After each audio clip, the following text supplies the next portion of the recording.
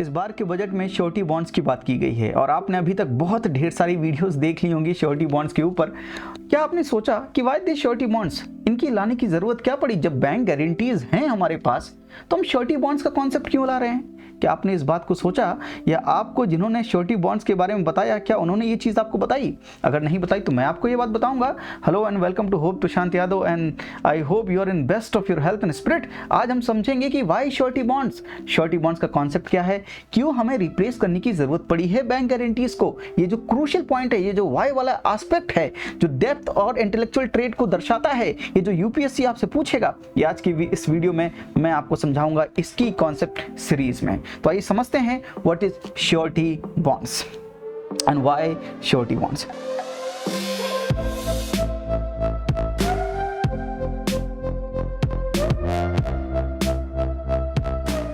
तो अगर मैं आपको बहुत ही क्रूड एग्जांपल से समझाऊं, let's take a example of me. तो मान लीजिए मुझे एक घर बनवाना है, एग्जाम्पल के तौर पर ये घर मुझे बनवाना है और इस घर बनवाने के लिए मुझे कॉन्ट्रैक्टर की ज़रूरत है। तो मैं कॉन्ट्रैक्टर के पास गया और मैंने कॉन्ट्रैक्टर से बोला कि साहब मुझे इस क्वालिटी का घर चाहिए और इतने समय तक आप घर कंप्लीट करके दे दीजिएगा। तो मैंने कहा कि ठीक है। तो कॉन्ट्रैक्टर ने बोला भी ठीक है कि ठीक है सर, मैं आपका ये घर बनवा दूंगा और इस क्वालिटी का इस टाइम तक बनवा दूंगा घर। लेकिन फिर मुझे लगा कि यार ये घर बनवाना वन टाइम इन्वेस्टमेंट है, बहुत पैसे लग रहे हैं मेरे, और अगर घर बनवाने में पैसे लग रहे हैं तो रिस्क भी इन्वॉल्व है। पैसा लगा दिया, पता चला ये कॉन्ट्रैक्टर ने ऐसा घर बनवाया जो 2 दिन में ही ढह गया, तो मेरे पैसे डूब जाएंगे।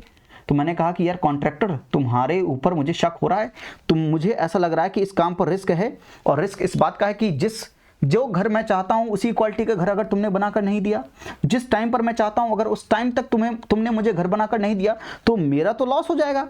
कॉस्ट ओवररन, टाइम ओवररन, ये तो लॉस हो जाएगा मेरा। इस लॉस की भरपाई कौन करेगा? कौन श्योरिटी देगा कि तुम सही ढंग से काम करोगे?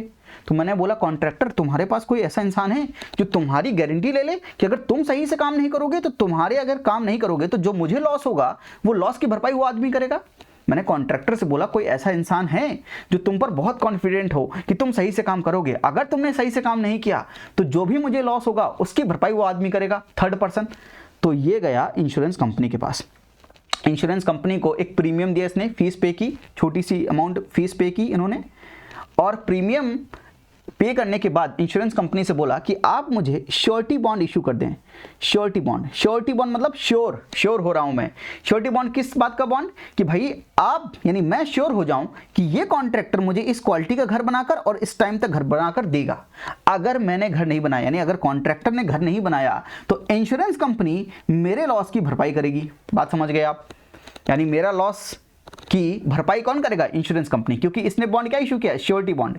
तो श्योरिटी बॉन्ड से मैं तो श्योर हो गया कि ये कॉन्ट्रैक्टर अगर घर बनाकर सही से नहीं देगा तो ये इंश्योरेंस कंपनी पैसा भरेगी, मेरा रिस्क तो मिनिमाइज हो गया। तो इसको बोलते हैं हम श्योरिटी बॉन्ड्स। तो यहाँ पर 3 पार्टी इन्वॉल्व हैं, यानी मैं हूं, मुझे अपना घर बनवाना है, ये कॉन्ट्रैक्टर है और थर्ड पार्टी है।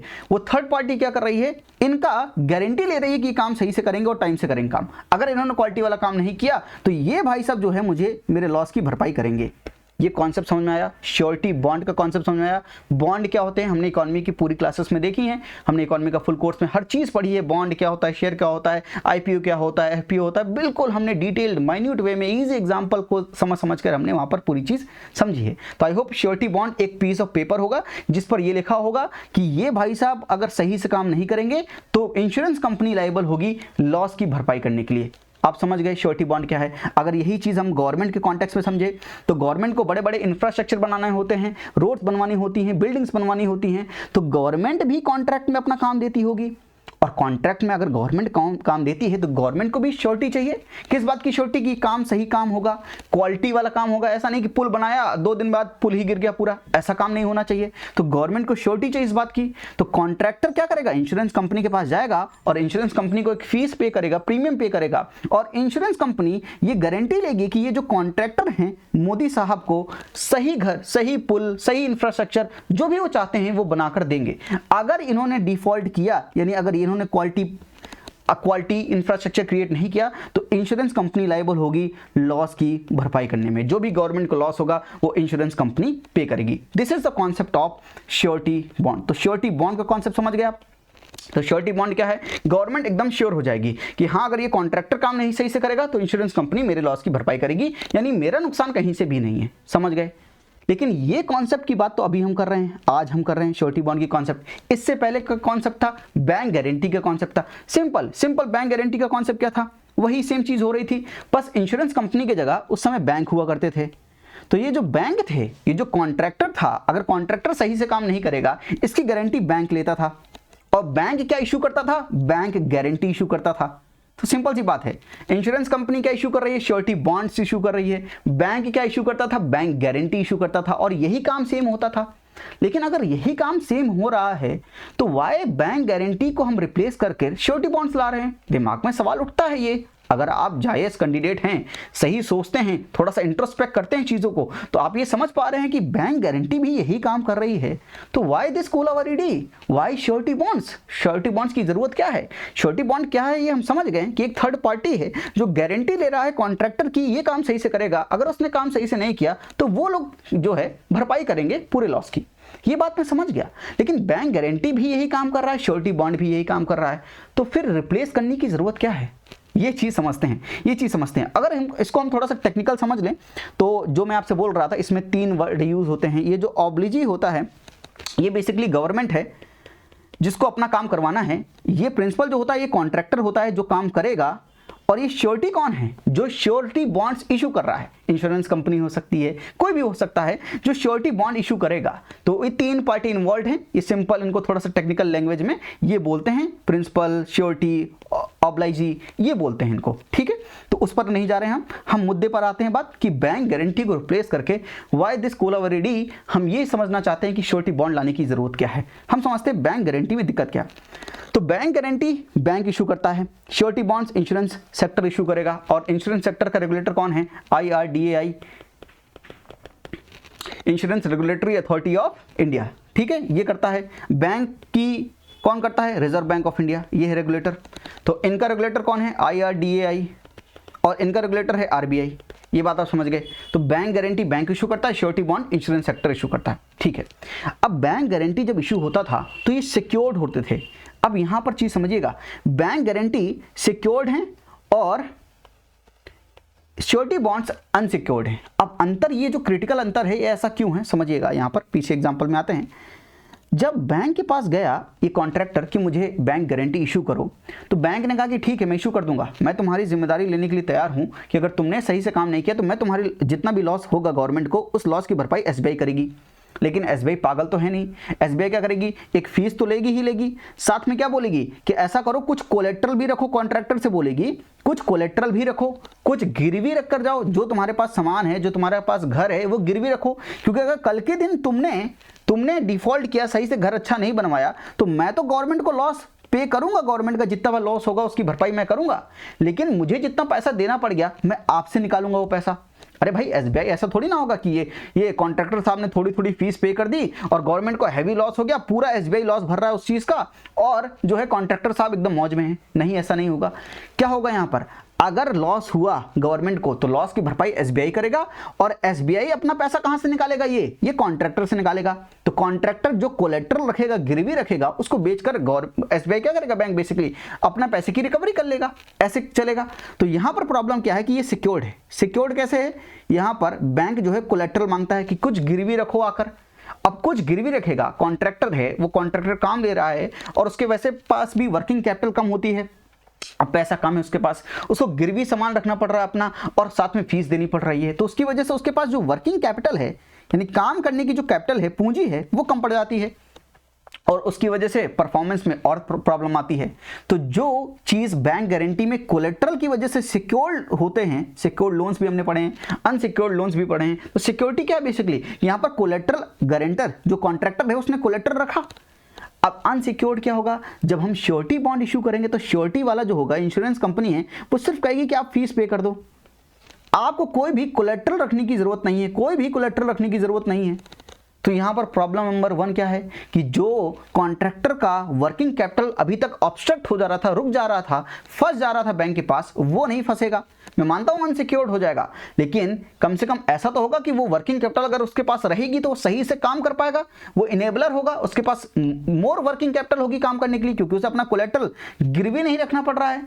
तो यहां पर एक चीज ये होगी कि वर्किंग कैपिटल जो होगी वो कॉन्ट्रैक्टर के पास ज्यादा होगी और वो सही ढंग से परफॉर्म कर पाएगा, सही तरह से इंफ्रास्ट्रक्चर क्रिएट कर पाएगा। तो इंश्योरेंस जो होगा इस बार, जो ये श्योरिटी बॉन्ड होगा, सबसे पहला डिफरेंस ये है कि वो इंश्योरेंस सेक्टर इशू करेगा, वहां पर बैंक इशू कर रहा था। दूसरा डिफरेंस ये है कि ये अनसिक्योर्ड होंगे और अनसिक्योर्ड होने की वजह से इसका इंप्लीकेशन क्या होगा कि इनके पास मोर वर्किंग कैपिटल होगा और ये सही ढंग से काम कर पाएंगे। बात समझ गए? तो बैंक गारंटी के केस में हर बार बैंक गारंटी को पीरियोडिकली यानी एक पीरियड के बाद रिन्यू करवाना पड़ता है, यानी बार बार जाओ बैंक गारंटी को रिन्यू करवा के आओ। एक प्रॉब्लम ये है कि कॉन्ट्रैक्टर हर बार जाएगा बैंक से कहेगा कि देखो मैं अच्छे से काम कर रहा हूं, प्लीज जो ये बैंक गारंटी है इसको रिन्यू कर दो। लेकिन जो श्योरिटी बॉन्ड्स होंगे they are for the life of the project, जब तक वो प्रोजेक्ट कंप्लीट नहीं हो जाएगा तब तक वो श्योरिटी बॉन्ड हमेशा एप्लीकेबल रहेगा। ऐसा नहीं है बार बार आपको एक पीरियड के बाद फिर से जाकर रिन्यू करवाओ, ये रिन्यू करवाने की प्रॉब्लम नहीं रहेगी, यानी कॉन्ट्रैक्टर का समय बचेगा, वो वही एनर्जी वही टाइम कहां पर यूज करेगा, अपने प्रोजेक्ट में यूज कर पाएगा। तो यानी यहां पर दूसरी प्रॉब्लम जो थी कि बार बार रिन्यू करवाने की प्रॉब्लम थी बैंक गारंटी को, ये श्योरिटी बॉन्ड इस प्रॉब्लम को भी रिजॉल्व कर देगा। Third, unconditional and payable on demand. Bank guarantee क्या था कि अगर गवर्नमेंट ने बोल दिया कि यार देखो मेरा इंफ्रास्ट्रक्चर सही से क्रिएट नहीं हो रहा है, तो कोई कंडीशन नहीं थी, कोई चेक नहीं करना पड़ता था कि बैंक पहले जाकर चेक करेगा कि हाँ सही से काम किया कि नहीं किया है। बैंक क्या करेगा, simply unconditional payable on demand, यानी अगर गवर्नमेंट ने कह दिया कि मेरा घर सही से नहीं बना, ये अच्छी क्वालिटी का इंफ्रास्ट्रक्चर नहीं बना है, तो सीधे बैंक क्या करेगा, पैसा पे कर देगा। किसको? जितना भी लॉस होगा गवर्नमेंट का लॉस की भरपाई कौन करेगा? बैंक कर देगा। Unconditional payable on demand.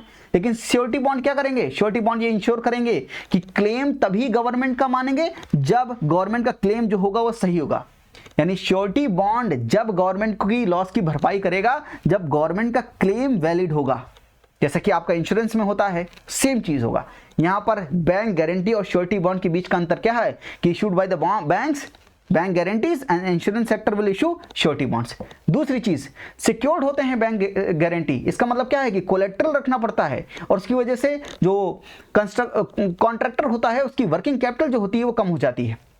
और यहाँ पर अनसिक्योर्ड रहेगा तो उसकी वजह से कॉन्ट्रैक्टर के पास एक्स्ट्रा वर्किंग कैपिटल रहेगी। तो अगर मैं आपको बताऊं कि अगर नेशनल इंफ्रास्ट्रक्चर पाइपलाइन की बात करें तो 111 लाख करोड़ का प्रोजेक्ट है, 1 लाख करोड़ का प्रोजेक्ट है। तो गवर्नमेंट ये बोल रही है इस बार के बजट में कि कम से कम 8 लाख करोड़ रुपए हम वर्किंग कैपिटल बचा पाएंगे। यानी इस काम को करवाने में जो 8 लाख करोड़ रुपए ऑब्स्ट्रक्ट हो जाते थे पहले, अब श्योरिटी बॉन्ड की आने की वजह से 8 लाख करोड़ रुपए का और काम हो पाएगा, वो ऑब्स्ट्रक्ट नहीं होंगे। यानी अगर मैं आपसे बोलूं कि सिक्योर्ड होने के कारण कम से कम 8 to 10 या 20%, आप मान लो 10 to 20% जो वर्किंग कैपिटल होती थी कॉन्ट्रैक्टर की वो ऑब्स्ट्रक्ट हो जाती थी, वो कहीं ना कहीं बंद जाती थी, उससे वो काम नहीं कर पाता था। तो वर्किंग कैपिटल उसके पास कम होती थी तो उसके पास जाहिर सी बात है जो वेज लेबरर्स हैं उनको पैसा देना है, कई लोगों को पैसा देना है, इंफ्रास्ट्रक्चर क्रिएट कर रहे हो, भाजी तो तल नहीं रहे हो, इसलिए बहुत पैसे की जरूरत पड़ती है। और अगर आपका 20% ऑफ दी जो कैपिटल है, जो प्रोजेक्ट की कॉस्ट है, अगर वो कहीं ना कहीं